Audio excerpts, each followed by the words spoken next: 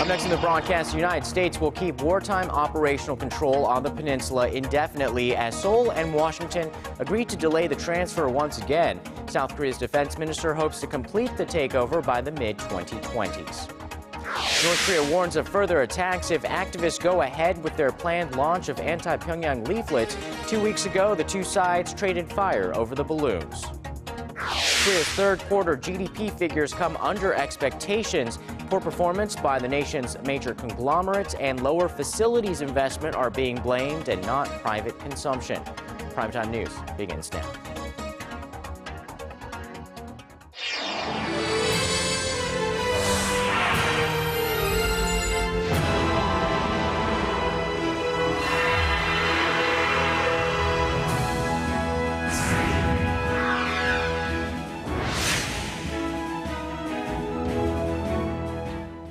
Welcome to the program. I am Kang Chery, and you're watching Primetime News live from Seoul. And I'm Sean Lim. Thanks so much for joining us. We begin with another postponement of the handover of wartime command from Washington to Seoul. Scheduled to happen at the end of next year, it will be delayed again for another time. The two countries' defense chiefs cited Pyongyang's nuclear and military threats as the reason for the latest agreement. Choi You-sun has the details. South Korea and the U.S. have agreed to postpone the December 2015 transfer from Washington to Seoul of wartime operational control in the event of a war on the peninsula. That's already the second time the two sides have delayed the previous April 2012 handover. Following the regular security consultative meeting in Washington, the U.S. defense chief said the latest delay will ensure South Korean forces have the necessary defense capabilities at the time of the transfer to address an intensifying North Korean threat.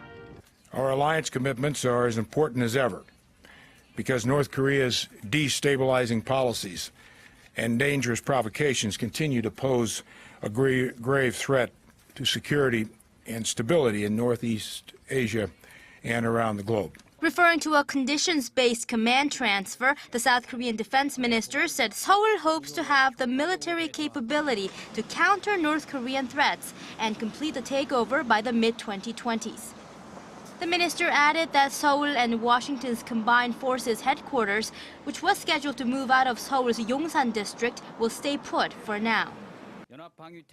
In order to ensure the Combined Forces Command's effective operation, which is at the center of our joint defense system, we have agreed to maintain the headquarters location until the command transfer. Responding to mixed reactions from the country's political parties, especially the opposition, which accused President Park Geun-hye of overturning her election pledge, the presidential office said Seoul should eventually retake control. The office added there's also a need to thoroughly prepare in light of the mounting nuclear and missile threats from the north. Choi You-sun, Arirang News. And there was another topic that came up during those talks in Washington. U.S. Defense Chief Chuck Hagel says Seoul and Washington did not officially discuss deploying a U.S.-led missile defense system on the Korean peninsula, adding that there is no change in policy at the moment on U.S. troop levels in South Korea. Kim Hyun-bin tells us more. Secretary of Defense Chuck Hagel says the U.S. has no plans to reduce the number of American troops stationed in South Korea. Speaking at a joint news conference alongside Korean Defense Chief Han Min-koo at the Pentagon on Thursday, Hagel said the United States does not intend to change its deployment policy for Korea. In fact, it's just the opposite. Hagel said Washington wants to adjust and upgrade deployments on a rotational basis. The defense chief's remarks follow others made by U.S. Secretary of State John Kerry on Wednesday, when he said the U.S. was prepared to begin reducing the number of American forces in the region if North Korea shows a commitment to denuclearizing. Hagel also spoke for the first time publicly about the possible deployment of a U.S. missile defense system in the South.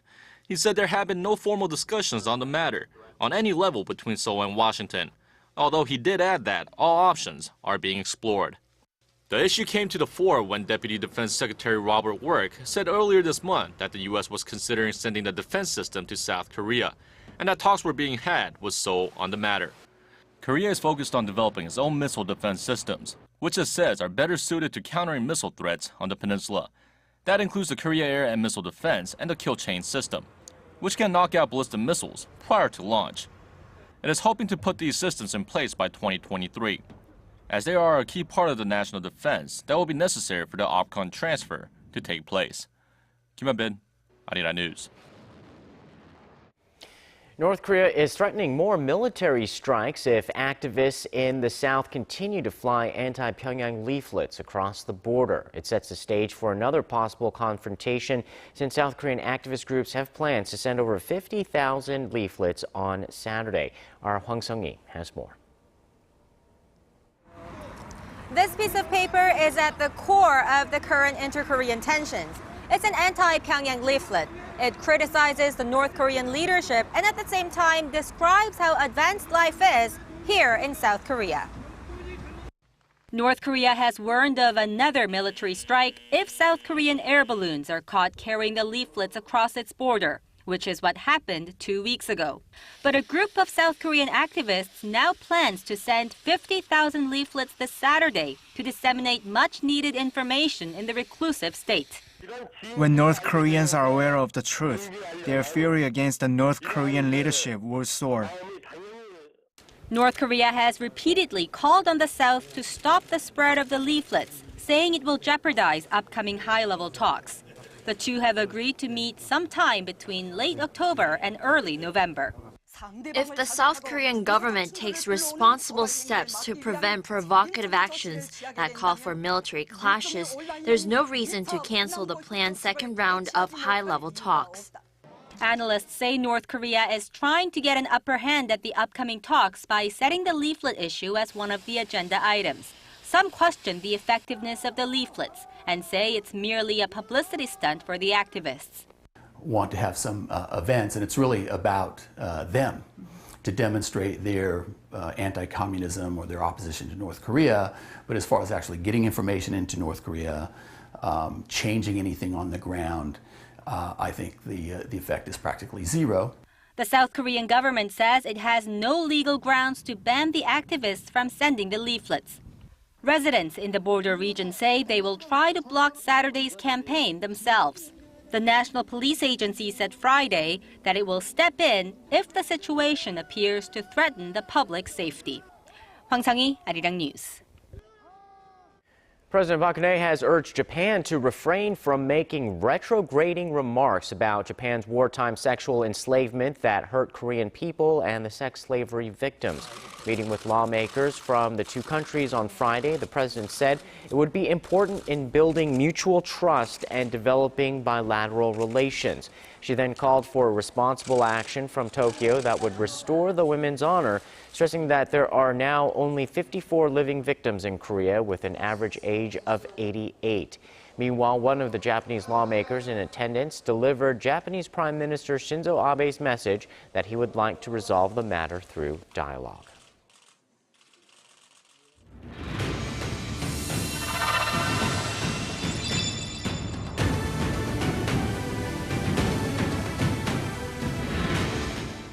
Korea's third quarter GDP growth is out, and although the economy grew nearly 1% on quarter, the pace of the growth has fallen short of expectations. Officials put the blame on sluggish exports and facilities investment. Our Hwang Ji-ae has the details.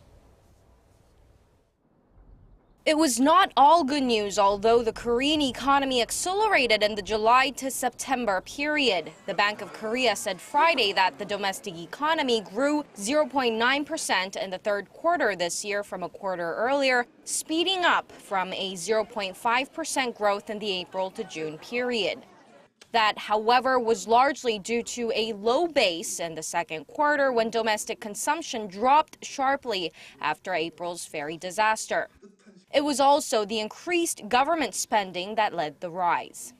The execution of public finances that were delayed because of the local elections and Seoul ferry disaster took place in the third quarter, contributing to third quarter growth. From a year earlier, the Korean economy expanded 3.2%, the slowest pace in more than a year. And Korea's traditional growth engine, exports, slipped 2.6% in the third quarter from the previous quarter, while the output in the country's manufacturing sector dropped 0.9%. That marks the first drop in 5.5 years. The central bank cited the sluggish global economy and the recent poor performance by some of Korea's major conglomerates like Samsung Electronics as major reasons. Facility investment also dropped 0.8%, marking a slowdown from a surprise rise in the second quarter this year of 1.1%. 황지혜, Arirang News. And joining us now for more insight behind the numbers, Professor Shin Seong from Sookmyung Women's University. Thanks so much for dropping by. Always, yeah. So year-on-year growth in the third quarter at 3.2%. In this day and age, that seems to be quite solid. What is the problem with this number, 3.2%? The first problem is for 3 consecutive quarters, the growth rate has been coming down from 3.9% first quarter, 3.5% second quarter, and this time 3.2%. And many people worried slow growth performance because of the Seoul ferry disaster. But if you look at the numbers third quarter, you will see that private consumption is rather picking up slightly from 1.5% growth in the second quarter, and third quarter it is 1.6%. So real trouble for the economic growth in Korea is coming from very poor performances in investment and also export. Okay, so you mentioned facility investment down, exports down. What led to those drops in those specific categories? Is it the weaker yen, uncertainty going forward? Definitely, weaker yen has pretty much effect upon the slow the slow export performances, and also I have to point out that the stronger won has been going on up until a couple of weeks ago. So stronger won from the early this year and very weak yen combined together made Korean major exporters become very less competitive in the global market, especially in competition against Japanese competition. So I think, as you might see, the Samsung and Hyundai Motor Corporations, the operating profits this quarter is a dramatic fall. So exchange rate, I think, is the main force behind the poor performance in the export area. Right. So even if the exchange rate goes back to a favorable position for exporters, that alone is not going to solve the underlying big problems with the growth rate and the Korean economy. Let's talk about a little bit about these so-called structural reforms that we're waiting to have passed in the parliament. How much of these long-term change do we have to depend on these parliamentary bills, or is there something that people and businesses can just do without government? Well, there are a number of bills to be passed in the Congress, but the individual, if you look at the individual bills, the focus of that individual bills are pretty micro-oriented in the sense that it's not a all-sweeping kind of measures or bills to prevent or remedy the problems in export. So I think the pending bills in the Congress cannot be the real excuse for the poor performances. So I think the real trouble is not the big two, giant firms of Samsung. They are having trouble. But to me, for real Korean economy, I think we have to think about the 6 million self-owned, the small economy, small corporations, and also we call it the SME, which is about 500,000 SMEs. So are there any hopeful signs for the fourth quarter or 2015? I think fourth quarter will be a little worse than in third quarter because, as I said, the trends of export, trends in the investment, facility investment has been going down from the early year. So I think if that process continue towards the next year, I think the real trouble may be the next year. So I think the government, Choi You-sun team, has to do something dramatic and something very fundamental, expansionary policies to for those 6 million shop owners and the SMEs to recover their competitiveness. All right, well, not such a good note to finish the conversation on, but got to leave it there. Thank you so much, Professor, for coming in today. Thank you.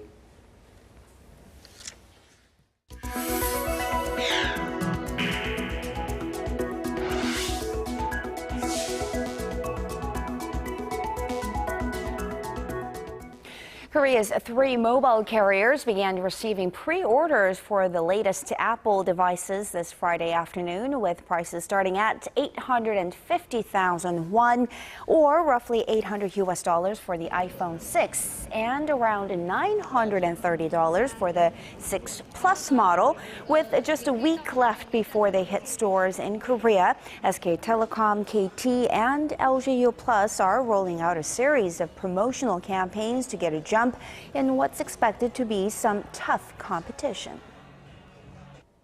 Beginning this Friday, Seoul has put a fresh spotlight on Hanshik, or Korean cuisine. If you're in Korea this weekend, there's a series of gastronomic events hosted by celebrity chefs that may change how you look at Korean cooking. Our Park Ji-won shows us more.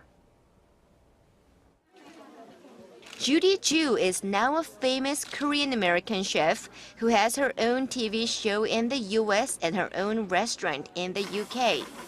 She used to work as an investment banker, but says she couldn't resist the charm of cooking, especially Korean cuisine. Growing up Korean, I've always grown up with the flavors of Korea, and so you know, it was a natural thing for me to gravitate towards Korean food when I chose to go into cooking. And also, it's such an undiscovered cuisine still, and I love the flavor. It's very truthful and honest. There's no pretension. Ju is an honorary ambassador of Korean cuisine, along with star chef Leo Kang, who hosts a famous cooking show here in Korea. Both celebrity chefs are participating in a series of events as part of the first Hanshik Week, launched to promote Korean cuisine. At an event for a group of ambassadors' wives, Kang demonstrated a simple dish from traditional Korean royal court cuisine using ripe red persimmons and bamboo shoots. Very healthy and good flavors. It was delicious, everything here. And the organization was very well done. Korean cuisine uses natural organic ingredients and is very close to nature in form and flavor. The Korean food of today is more of salty and spicy, but traditional Korean food is very healthy. The events are hosted by the Korean Food Foundation and aim to give Koreans and foreigners alike a taste of Korean cuisine. A variety of events, including a cooking competition and a cooking demonstration, will continue until this Saturday at the Namsan Hanok Village in central Seoul. Park Ji-won, Arirang News.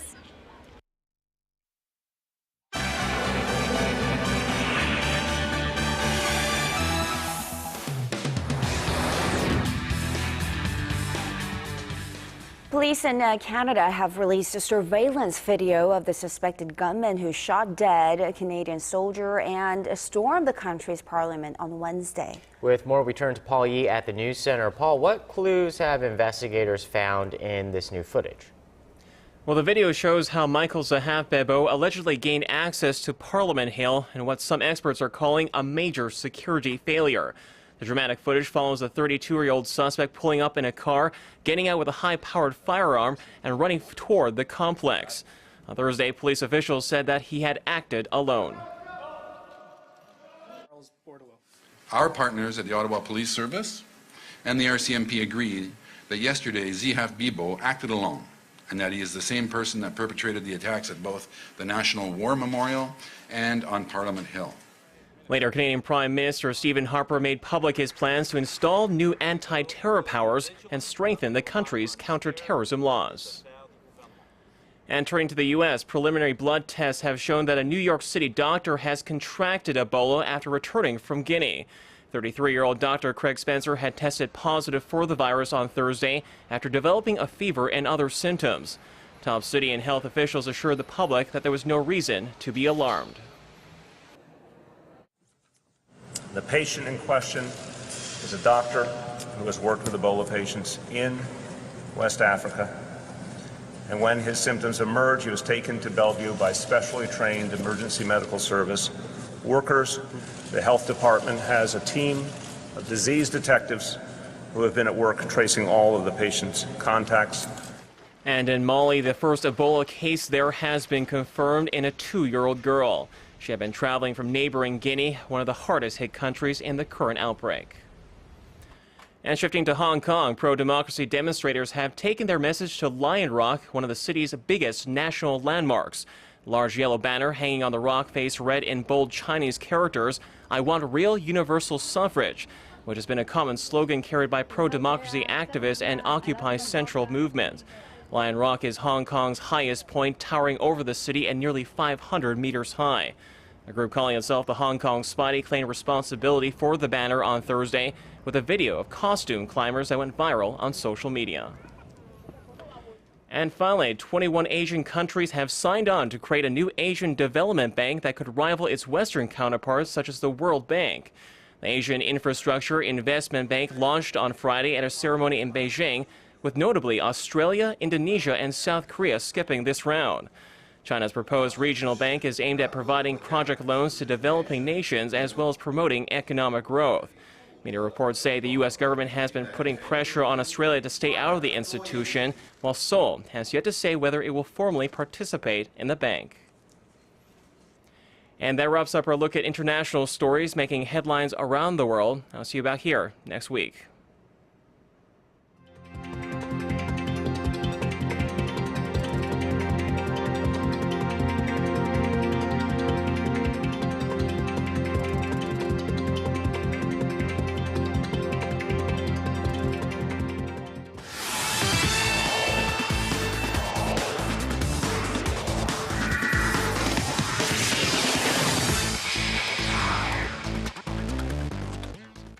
Hello and welcome. I'm Stephen Che with Friday's Sports Rundown. First, in the order, let's get to the KBO semi-playoff Game 3 meeting between the NC Dinos and LG Twins. LG came in with the chance to sweep with NC on the ropes.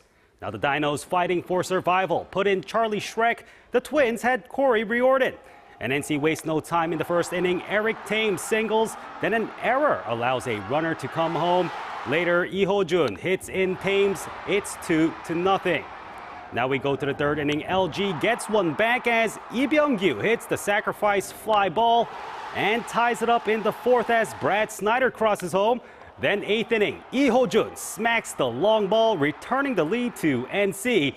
And they trade runs in the eighth inning. And it's about to wrap up right now. It's in the bottom of the ninth. NC leads 4-3.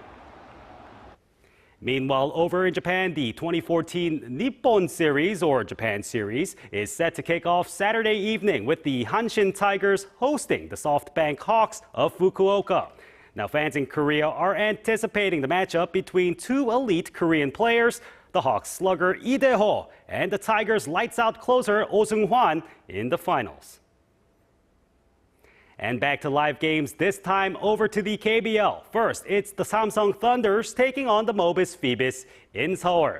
Now the Thunders' Leo Lyons gets the double-double in the first half and keeps them in the game, but Mobis' Ira Clark answers back with authority, leading the Phoebus to the 74-72 victory. Meanwhile, Dongbu neutralizes the SK offense, beating them 68-56 for their third win of the season. And moving on, the 2014 Asian Para Games came to a close over in Incheon, and South Korea had much to celebrate at the end of it. The nation closed out with a record 72 golds out of 211 total medals and returned to second place on the medal standings behind China after 12 years. China topped the field with 174 golds, while Japan came in third with 38. And that wraps it up for me. Your weather's up next. Have a great weekend. Good night.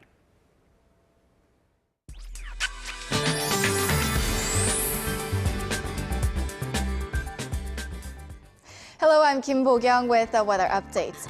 Now, for those of you making plans for the weekend, the mountains here in Korea are beautiful at this time of the year, showing an array of beautiful autumn colors. Keep in mind that morning lows will drop below 0 degrees at most mountains. Also, at the moment, we are enjoying mostly clear skies, and it looks like cool late autumn conditions will stick around, so make sure to dress warmly as most regions are looking at a 10-degree gap between the days and nights. Looking ahead on Sunday, there is a slight chance for rain in Seoul as well as Gyeonggi-do and Gangwon-do province. And on Monday, another round of passing showers should hit the eastern coast. On to Saturday's readings, Seoul hits 22, Daegu and Busan 23. On to other regions, Jeju and Dokdo reach 22 while Mount Kumgang hits 14. That'll do it for now. Hope you have a wonderful Friday evening. I'll see you soon. And that's Primetime News for this Friday. Thanks for joining us tonight. I'm Sean Lim. And I'm Kang Chery. Have a great weekend, everyone. We'll see you soon.